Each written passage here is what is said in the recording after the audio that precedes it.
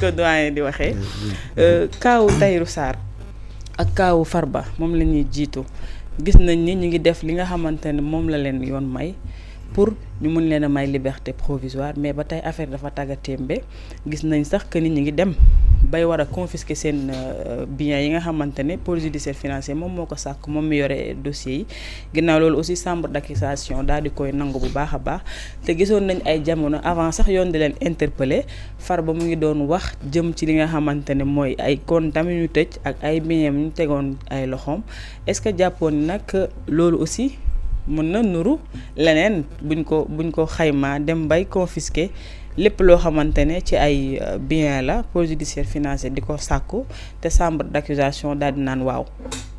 Merci beaucoup Thioro. Donc avant tout damay ñëwaat ci nuyoo wi rek nuyu waa département de Kër Massar tous les patriotes du département jiital ci nuyoo bi le patriote en chef du département mooy le DG Waly Diouf Bodian mooy suñu idole suñu référence suñu leader dans le département de Kër Massar donc ñu ànd ak moom.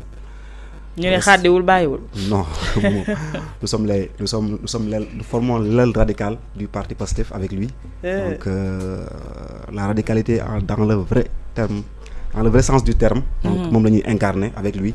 le DG Waly Diouf maa ngi ko nuyu bu baax a baax c'est un papa un grand frère boo xam ne je l'estime trop di ko ñaanal yàlla na ko yàlla may ndam ci yan wi nga xam ne jox teg nañ ko muy.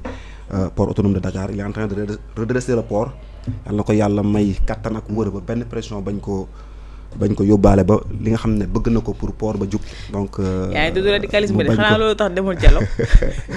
donc mu réussir ko donc en tout cas nous serons avec lui te incha allah dinañ ko jàppale ci liggéey boobu. donc di nuyu tous les membres de son staff le staff du DG Waly Diouf Bodian. donc ce sont des patriotes très engagés yoo xam ne matin et soir ñu ngi xool li nga xam ne mooy jëmale.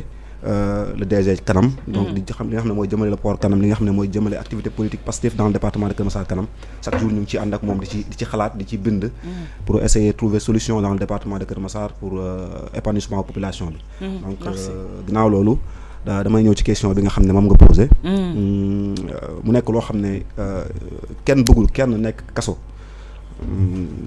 ñun jaar nañ Rebeuss def une année ci defin boo xam ne bokkul ak bii donc c'est deux kenn mënu ko comparer kenn mënu def comparaison bi parce que bee acharnement la woon contre les militants du parti Pastef surtout la jeunesse mais bii ce sont des rapports donc yoo xam ne dafa épingler ay doomu aadama donc ñun dañ fi fekk rapports yi borom conc bu diis ba moo fi tegoon rapports yi ne kenn du ko laal teg ci concam bu diis ñun bañ ñëwee le président Bassirou Diomaye Diakhar Faye yàlla na ko yàlla defal jàmm aussi ak le premier ministre Ousmane Sonko ba ñu àggaleeg jàmm ba Sénégal fi ñu ko bëgg a jëmee ñu jëmee ko fa ba ñu ñëwee conc bu oyof la yore teggi concam bàyyi yoon commencé def liggéeyam te loolu c'est à saluer bu fekkente ne dañoo bëgg rupture bi ñu doon wax ñun les partisans du Pastef bëgg jonti yóbbu Sénégalais yi bu ñu nee ba àgg ci cappaandaw li donc dañoo war a jël suñu responsabilité fexe ba justice def liggéeyam ci bépp détournement wala bépp dilapidation bi concerné les deniers publics des Sénégalais. dama jàpp ne justice foofu la toll te c'est normal dans la ci boo xoolee processus bi kenn mënul wax ne acharnement da ci am. li ci am rek mooy rapport moo épinglé ay nit te nit ñooñu gis nañ ni depuis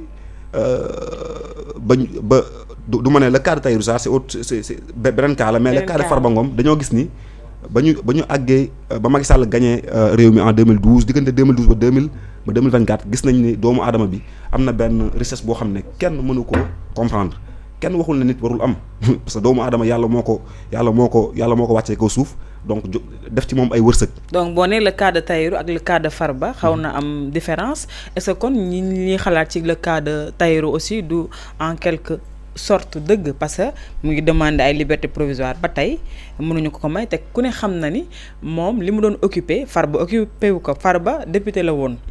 Tahirou investisseur la woon opérateur économique la woon. ok voilà non soo déggee ma ne la kaawu Farba ak kaawu Tahirou bokkul c'est parce que. donte que dossier scientifique bi moo leen boole. bon dama naan l'autre Tahirou il a été là depuis Abdoulaye Wade donc nekkul ne ci Macky Sall la ñu xamee Tahirou. voilà mais par contre comparaison boobu laay def ci entre ñoom mais c'est pas que Tahirou n'a rien fait wala il a fait man du man maay wax ne def na wala deful. am nañ mais de toute façon doomu aadama bu mën a cautionner 8000 hectares bu mën a cautionner ci table bi 11 milliards c'est excessif. buñ ko xaymaa 419 milliards la. voilà léegi benn nit dans un pays réputé être un pays pauvre très endetté même donc ku ne xam na ñun suñu taux d'endettement fu mu toll ci réew mi donc ñun ñëpp xam nañ ko. li état bi mu ngi rayante pour ñu mën a amortir loolu pour ñu mën a à un moment donné ñu mën a am investissement yoo xam ne dina jóge ci les bailleurs. léegi bu fekkente ne ñun dañoo gis ay nit ñu mel noonu xam ne rapport épinglé leen parce que rapport bi leen épinglé ci CENTIF la jógee te dañu naan rapport boobu noonu bu ñëwee jógee CENTIF automatiquement balaa ñoo wax dara dañu def mandat de dépôt parce que boobu automatiquement dañ lay teg yóbbu la à rëbës donc ñu continuer instruction bi. pour man jàpp naa ne yoon mu ngi def liggéeyam te dañuy saluer li nga xam ne yoon mu ngi koy def. bu fekkoonte ne def na leneen aussi ñun en tant que citoyen sénégalais ñoo xam ne dañoo am liberté d'expression dañoo gëm ni démocratie ñun ñëpp moo ñu bokk tënk dañ ciy wax suñu xalaat bu fekkente ne yoon deful yoon liggéeyam. mais li ma jàpp ba fi may waxee ak yow nii yoon dafa nekk di def liggéeyam te c'est normal képp koo xamante ni jël nga alalu Sénégal def ci lu la neex donc yoon dafa war a def liggéeyam jël alal boobu delloo ko sénégalais yi. te foofu noonu lañu toll te dañuy encourager yoon mu def liggéeyam te bu fekkee def na liggéeyam su ko buub mu war a leen libérer aussi na leen libérer mais li nga xam ne Sénégal la ko moom man ñun loolu lañ doon xeex te duñu nangu kenn di ko négocier ak quiconque muy le président Diomaye ak le premier ministre Ousmane Sonko duñu nangu ñu koy négocier. dañ ci dem jusqu'au bout parce que c'est ce qu'on avait dit aux Sénégalais képp koo xam ne jël nga alal boo xam ne teguwut ci yoon loo xam ne yaa ko liggéey sa bopp nag yaa ko moom même bu dee ay centaine de milliards la mais lépp loo xam ne am nañ soupçon que ne lii acquisition bi jaarul yoon donc dañu enquêter xool li ciy dëgg ak li ci dul dëgg bu fekkente ne dafa jël alalu réew mi ñu delloo ko réew mi bu fekkente ne alal boobu moom moo ko liggéeyal boppam ñu bàyyi ko moom te ñu génne ko ci kaso bi loolu daal la ñuy wax gouvernement te nañ ci foncer. alors doyen est-ce que jàpp nga ni peut-être dëkk boo xam ne yoon moom la ñu bëgg mu ci dox depuis ñu koy interpeller ci kanamu justice moom Farba ñu xamal ko ni wala boog mu gis ni ay comptam dañ ko bloqué ay bienam dañ ko téewandi tey mu nekk benn affirmation boo xamante ne ni PJF wax na ko sàkku na ko chambre d'accusation ne ko waaw bu la neexee est-ce que jàpp nga ni du woon lu ñu waroon a xaar ba peut-être mu ñor pour ñu mën a def li ñu bëgg a def parce que ñiy wax ni règlement de compte am na ci dafa bari te gis nañu au début ñi nga xamante ne moom mooy président de la République sortie bi mu njëkk a def daal di ne képp ku mën a delloo ci suuf mën nga ko def. amaana du ñàkk ñu ko def mais le cas de Farba et de Tahirou Sarr dafay nuru que ni plus ñuy dem plus muy gën a complexé ci seen côté. waaw li toppee dafa bëri xam nga blanchiment de capitaux. Le vendredi bi passé 13 juin. La chambre d'accusation financière dafa confirmer les saisies de comptes et de biens de ces deux hommes d'affaires. Ces deux hommes d'affaires nag ku su mel ni Farba blanchiment de capitaux escroquerie portant ban somme la ñu wax 31 milliards waaw c'est à autour de 31 milliards 855 millions 944 444 francs. Pour le cas de Tahirou Sarr on vous dit c'est 25 milliards foofu nag chiffre yi xam naa yow mi économiste nga xaw ma parce que fin bi. 4 yi dafa bëri ñoom ñaar kii on te dit 31 milliards 900 ou 885 millions 944 444 si on vient sur Tahirou Sarr on vous dit 25 milliards 800 nangam millions 444 et au fils de Macky Sall 10 milliards waaw donc ma jàpp ne le juge d'instruction financière li muy def lu baax la lu jaar yoon la parce que tuuma boobu koy na boo xam ne xaalis bi bëri na bëri boo xam ne actifs yooyu duñ ko bàyyi mu dem dañ koy téye il faut ñu sécuriser ko léegi nag buñ ko sécuriser ñoom c'est vrai la défense elle est là la défense interjeté na appel mais on a rejeté cet appel oui dañ ko rejeté donc ma jàpp ne lii ñu fi wax nii yëpp di ko tudd amu si lenn loo xam ne lu politique la c'est-à-dire les politiciens ils ont cette habitude bu action amee rek dañ koy bëgg politiser. Mais gis nga lii nii ça n'a rien à voir avec peut-être des hommes politiques les ont aidés peut-être am na fu ñu jaar ba xaalis bi génn ñooñu yëpp ay complices lañ. Mais ñoom ñaar li ñuy def ba xaalis bi toll fii mu toll yaa ngi dégg temps yi on vous te parle de titre foncier bu feeñ Tëngéej on cite des noms yooyu noonu yëpp c'est des scandales yoo xam ne. ñii nga xam ne daal jox nañ leen dossier ñu tiim ko. xam nañ leen téem mais la si ëpp solo pour man ñu def ko mooy cette fois-ci je dis que nous sécuriser ces actifs et c'est important pour nous. Mais doyen, gisoo si xaaj ak seen buñ ne le fils de Macky Sall. boole nañ ko ci dossier bi buñ ne artiste bu célèbre boo xam ne mu ngi tudd si mu ngi woyoo turu Wally Ballago Seck ba tey affaire ne tekk tekkaaral est-ce que sabablu buñ ci doon xaar bi nga xamante ne ni ñooñu jot na ñu interpeller rawatina le fils de Macky Sall mi nga xamante ne peut-être bu ñu defoon benn lancement au mandat d'arrêt international sax dinañ xam ni waaw ñii ñu ngi ci ay trousu doomu Macky Sall mais à chaque fois ñeneen ngay dégg ñoom kenn déggatul ci ñoom dara pratiquement. waaw xam nga avant ñuy commencer la réduction des comptes. ñun ñëpp xawoon nañ fee feebar ndax affaire bi dafa yéex. mais c'est vrai yéex bi moom da nga ko constaté. mais da ngay jàpp ne aussi comme li may faral di wax rek le temps de la justice ça va gars yi dañ koy bañ mais yow moom ngay def journaliste investigation nga. c'est le temps de l'investigation le temps de l'écoute de l'interprétation yooyu noonu yëpp mën na jël tuuti temps mais daal dafa war a bar waaw parce que bar bi mooy. Les Sénégalais dañu war a dem ci liggéey bi war a dem ci leneen. alors que ñii man jàpp naa ne dañuy retardé parce que les choses sérieuses qui attendent ce pays sont tellement c'est des choses titanesques donc ñu gaaw pare ci. waaye dem ci leneen dafay nekk. ñuy xaar loi d'amnistie bi ba tey. comprendre nga voilà xam nga y a quelque chose qui des fois da ngay naan lan mooy yéexal affaire bi fan la ne bi nekk. pourquoi toute cette lenteur ou bien dossiers yi ñoo bëri.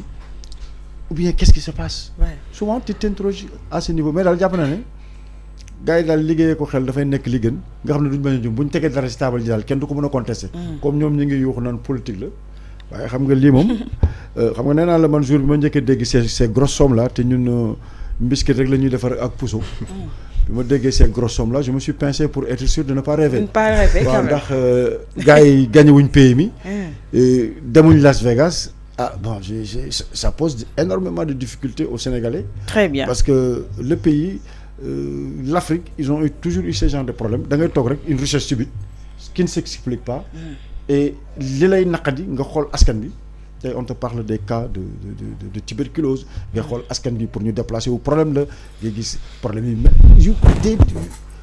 démb lu ñu wax ay problème yu ay paratonnerre mel ni mënuñoo am ay paratonnerre ay foudre di rey ay nit daaw aussi sur la VDN c'était comme ça dans ce pays comme ça où les gens peuvent marcher et mourir dans la rue naan foo ne nga retourné ñu ne la dee na parce que mënul yóbbu boppam hôpital parce qu'il n'a pas les moyens dans un pays où les gens vont en grève parce que soxla nañ microscope fayuñ leen ils sont dans le corps médical yooyu buñ gisee yii nii daf lay énervé da ngay bëgg mu gaaw parce que booy bu ñu dugg géej di xaru si l'échec politique n'était pas dans ce pays lii am ni tey du am ba nga xam ne koo gis rek il survit waaw dëkk nag bu toll foofu nag y a que la justice moo mun a réparer yenn affaires yi mais su ko réparer aussi actifs yooyu nag xanaa économiste bi dana ma ko leeral bon comme ñun dañuy soxla xaalis bay def ay empreinte obligatoire ñun ba la ko si business bi mu gaaw ak li ñu war a xam loolu yëpp fu mu ñuy jariñee fu muy dugg parce que ñun xamaguñu exactement xam naa Arouna Coumba Ndoffène autant pour moi buur bi dinañ ci wax dara mais Binte dama bëggoon ñu wax ci le cas de Tahirou ak Farba ba tey si la ñuy des ndax gis nañ ni histoire la dafa mel ni boo xam ne ba tey xaajagu sax bay jël fin ndax gis nañ li nga xam ne moo di seen bien yu ñu bëgg a téye yi ci wet ba am na ñoo xamante ne ñoom Farba ak ñoom Tahirou dañu bokk ak ñoom ay chef d'inculpation mais may nañ leen li nga xam ne moo di liberté provisoire ba pare takkal leen bracelet électronique mais ñi lépp lu ñu tenté ci am liberté provisoire mënuñu ko am est-ce que jàpp nga ni peut-être bu ñu demee ba confisquer seen ay biens ak seen ay trésors yu ñu amoon war nañ leen mën a may liberté provisoire. non comprendre ma ñan la ñu bokkal procédure bi ñoo xamante ne. pas procédure pas même dossier mais gis nañ ki nga xamante ne moo di le cas de ce ministre de la justice bi. waaw Ismaïla Madior ñu ne blanchiment de capitaux ak yooyu noonu. chef d'inculpation boobu noonu mi ngi ci ay dossier Tahirou ak Farba te ba tey mu ngi noonu. waaw dëgg la mais quand même. merci beaucoup pour leeral bi. mais quand même il faut tamit ñu accepter benn affaire. xam nga y a l'opportunité aussi des poursuites. des poursuites oui. donc aussi mënuñu jël lépp di ko bëgg a yemale wala di ko boole. mënul nekk. Le cas de Tahirou Sarr et le cas de Farba Ngom c'est des cas qui sont incomparables aux autres cas. man yaakaar naa ñoom tey bu doon peut-être tuddoon nañu Macky Sall ci scandale moom moo leen mën a détrôner parce que ñoom c'est pas des centaines de millions de francs c'est des dizaines de milliards te yaakaar naa du xaalis bu ndaw. bëri dafa bari. boo jëlee le cas de Farba Ngom c'est lui-même qui a revendiqué à la surprise générale mu taxaw ni mu ne dama jël diw mu jël man je ne peux pas comprendre dans un pays sérieux comment un député wala quelqu'un qui prétend être dans la mouvance présidentielle di taxaw di ne dama jël keneen mu jël. dogguma la mais foofu aussi lañu gisee ministre de la justice bu ne dañ maa jox. ma delloo waa dëgg la. te moo waroon na gérer ni ñuy jëlee ak kii jël. waaw mais quand même ba tey ñaari cas yi bokkul. non bi sentif la. bi waaw loolu laay wax dama ne ñaari cas yi xam nga tamit bu ñu buggee jël cas yëpp boole ko. dina xaw a doon lu xaw a compliqué on risque de fausser l'analyse. kenn mënu ko boole. parce que kële dafa taxaw mu ne président man lenn laa bëgg mooy pas nga nommé ma wala affaire yooyu mais l'essentiel bu ma la bëggee gis rek. ma gis la déjà c'est un jeu d'influence bu mu nekk di def. c'est un message qu'il est en train d'envoyer kan la nekk di envoyer message boobu c'est pour woon kan que man dama super puissant bu mu bëggee li defal loo ma ko dama lay wàccee après toogaat publiquement ñëpp di la seetaan nga taxaw ne dama jël diw mu jël waaw président yàgg na ma di may partout il revendique ku ne nga accuser ko bon léegi nag adduna dox na ba régime bi changé président bale nee na maa tegoon sama coonc ñi ñu ñëw ñu ne jubal jubanti du ñu protéger kenn et pourtant Macky Sall bu muy falu en 2012 loolu la wax je ne protégerai personne. Une gestion sobre et vertueuse la patrie avant le parti. mais gis nañu ne doxul ci loolu jëfewu ko seulement que da ko waxoon contrairement li mu waxoon yëpp dafa delluwaat maron bés bi ba biir palais. il s'est dafa renier ay propos am. Macky Sall waxuma la dara lu gën a yomb luñ ko mën a topp mooy parjure parce que bu muy waat dafa bu muy wax yeneen affaires yi dafa waat. donc tey bu ñëwee ñii ñu ñëw falu Sonko ak Diomaye jël ay engagement ne dañoo woote rupture commencé rek jël rapport yi nga xamante ne nekkul ne ñoom ñoo commandité rapport yooyu wala rapport yooyu dañ ko def ñoom ci seeni direction rapport yu ñu fekkoon fii la muy nelaw léegi nag ñoom ñu décidé ne par rapport ak rupture bu ñu wootee du ñu interférer ci doxalinu justice on sent très sincèrement une magistrature très indépendante. Les magistrats nekkatuñu léegi di laaj indépendance man de wax jooju déggatuma ko indépendance non loolu moom déggatuma ko xëy na lu ñuy wax mooy. ils sont à l'aise en fait nga bëgg a wax. non parce que personne ne amul benn magistrat buy génn taxaw ne non dañ ñoo tënk wala lii ak lii alors que boo xoolee jamono Wade benn moment magistrat yi dañ doon décrier di gën a insister ci indépendance su magistrature on a entendu le juge dem ne dafa démissionner ci magistrature bu démissionner. ñëw le juge Maguette Diop bu ma juumul nekkoon président nu mu tudd kii syndicat magistrat yi UMS mu taxaw mu ne ñoom dañuy revendiquer indépendance su magistrat yi gis nañu aussi le juge Téliko mais depuis boobu ba léegi gisuma benn procureur war na benn magistrat bu génn di wax waxu indépendance de la magistrature donc justice bi puisque dafa nekk pouvoir à part entière bi nga xamante ne constitution bi moo ko conféré pouvoir boobu parce que daf constitution bi daf ñu ne ñetti pouvoir moo am Sénégal mooy exécutif législatif ak judiciaire. Donc on voit que le pouvoir judiciaire mu ngi exercer pleinement son rôle. léegi nag Farba am na lu mu waxoon mu nekkoon rapport yu fi nekkoon ay rapport scientifique te rapport yooyu lu ci gën a am solo tamit le mois de février 2024 ñoom ñoo modifié woon affaire yu bari.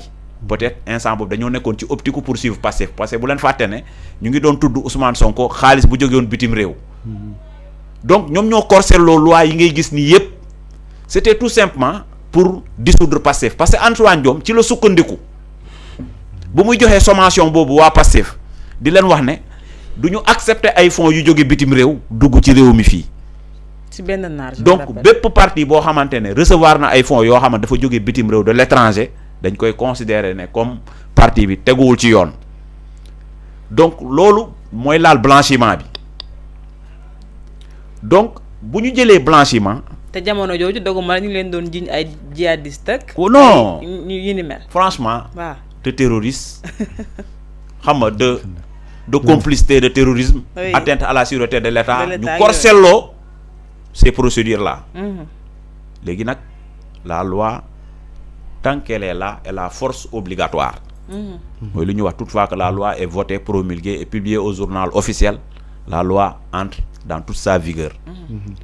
donc loolu kenn mënul taxaw mu ne manœuvre politique la wala règlement de compte politique la loolu il faut ñu leeral ko d'abord mu nekk de côté. Parce que ku dem élection présidentielle am 54% dem législative am presque 130 députés kooku mënoo taxaw mu ne règlement de compte politique lay def te alors que ñaari mandats yëpp c'est des mandats de 5 ans. Donc lu mu bon desal na leen presque 4 ans. Donc tey Farba tudd nañ ko ci loolu yëpp man nag d'accord woon ci début bi ci première procédure bi mais après deuxième procédure bi ak yeneen yi bu mu ci toppee rek j'ai compris que pourquoi bu mu cautionné ñu bañ ko bay. Parce que bu ñu ko woowaatee encore ci procédure population bi du ñu comprendre loolu dañuy jàpp ne non acharnement la lii jaay doole la mais puisque justice dafa détenir une quantité d'information te ñun maîtriser wu ñu teneuru information yi nga xamante ne parquet financier bi détenir na ko wala parquet d'instance bi donc ñun lu ñu mënoon a def rek mooy xaarandiku pour xam affaire yi fan lay mujjee. kon exclure woon li nga xam ne moo di règlement de compte est-ce que bokk woon ci propos yi mu teniroon ne buñ ma daanelee ñu bëri dinañ daanu moom moo ko waxoon ak ay avocats. non xam nga on nous dit que la reine des preuves c'est l'aveu. L'aveu oui. Farba bu toogee au vu et au su de tous les Sénégalais. ne damaa jël kooku dama yaakaar ne ay avocats bu ñu ñëwee dañu war a xool nu mu mënee am ay circonstances atténuantes. te avocats yi gëm naa ne ci tànk yooyu lañ nekk. parce que yaa ngi may wax ne chambre bi rejeté na seeni demande ba pare nangu confiscation des biens pour la confiscation des biens. Tout à fait. Donc cela veut dire que les faits sont avérés. Oui. ba léegi atteeguñu ko donc tey mun nañu njortu ne ay avocats am lu ñuy def ni circonstance atténuante lañ koy wutal. xëy na nag Farba lu mu mënoon a def lu gënoon a yomb mooy président bu muy wax ne lanceur d'alerte yi wala ñoo xamante ne jël nañu bu ñu delloowee am na lu ñu leen di bàyyil. kon Farba ci appel boobu la waroon a njëkkee wuyu mais waruloon xaar ba ñuy instruire dossier am. mais est-ce que jàpp ni woon peut-être gouvernement bi day am complexe wala mu cédé ci pression et consort parce que ñuy door a xam nguur lañ. xam nga gis nga le gouvernement là. waaye. ku xamul xam nga dañuy ne tailleur nga daaneel foofu nag. waaw dañuy ne tailleur nu mu la gisee rek noonu la lay ëwalee. président bi fan la jaar kaso. dem palais waaw. premier ministre fan la jaar kaso. président assemblée fan la jaar kaso. ak DG yu bees yeeg ñoom seen. kon ñii tey li nekk kaso kenn gënu leen ko xam. ndeysaan te dans l'histoire politique du Sénégal mu ngi door a am. président kaso premier ministre kaso président assemblée nationale kaso. DG yëpp presque ñu ci gën a bëre ñëpp kaso. donc ñooñu tey buñ la waxee ne dara du leen tere teg fi yoon ñu yor slogan boo xamante ne képp ku jubadi ci biir réew mi war nga mën a tiit mooy jubal jubbanti bi. kon ku ñu wax ne dafay am reddition des comptes rek war nga ko mën a gëm. te encore mieux bu ñu jëlee justice jox ko ku ñuy wax Ousmane Diagne qui avait dit à Serigne Bassirou Gueye passation de service bi soit le procureur du peuple ne soit pas un procureur des hommes politiques parce que c'est des hommes qui sont des hommes changeants. waxoon na tam ci dossier Ousmane Sonko nañ ko delloo ay. malheureusement nag Serigne Bassirou Gueye n'avait pas bien entendu Ousmane Diagne lu mu ko doon wax. mais Ousmane Diagne boobu àdduna dox na tey ba mu nekk ministre de la justice garde des sceaux. mais Ousmane Diagne il envisage d'aller dans les instances internationales lu muy viser man gëm naa ne lu mel ni ay ONU la lu mel ni ay CPI comprendre nga donc instance internationale boo fa bëggee dem da ngay fexe ba nga am CV boo xamante ne dafa baax. léegi boo jëlee le cas de Tahirou Sarr dañ ko doon tudd ci benn titre foncier 1451. à hauteur de 94 milliards. Ousmane Sonko wax ko ku mel ni bu Mout Ban xaw ma yan information lañ ko jox mu dem toog ci télé yi mu ne Ousmane Sonko lu muy wax dara amu ci dara du ci dégg.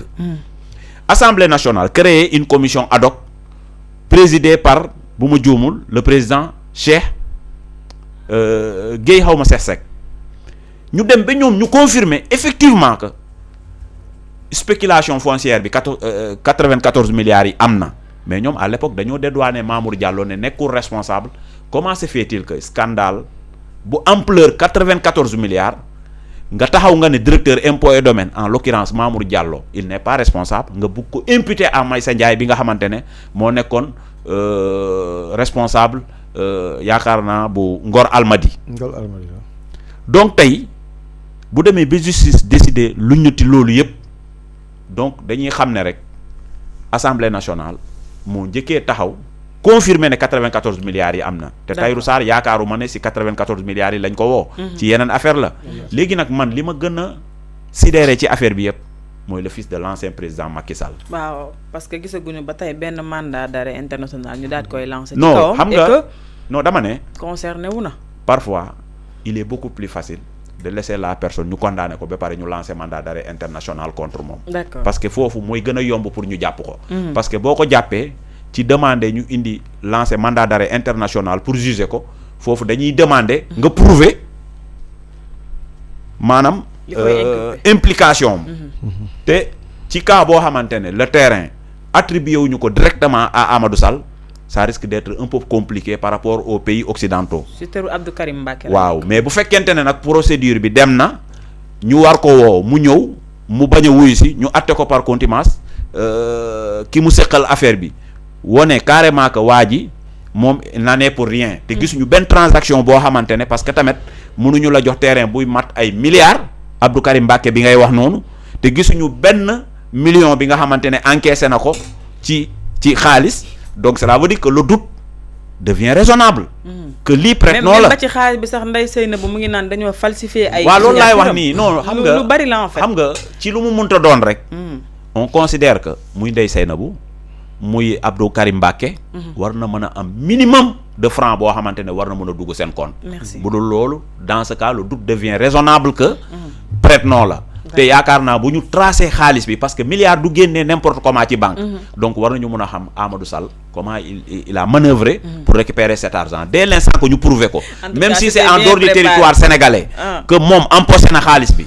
dans ce cas état bi bu ñu condamné Amadou Sall bu ñu indee preuve yooyu sa culpabilité serait prouvée donc pour demander mandat d'arrêt pour exécuter peine bi ça devient encore beaucoup plus facile. merci beaucoup alors tout à l'heure Binté dafa wax.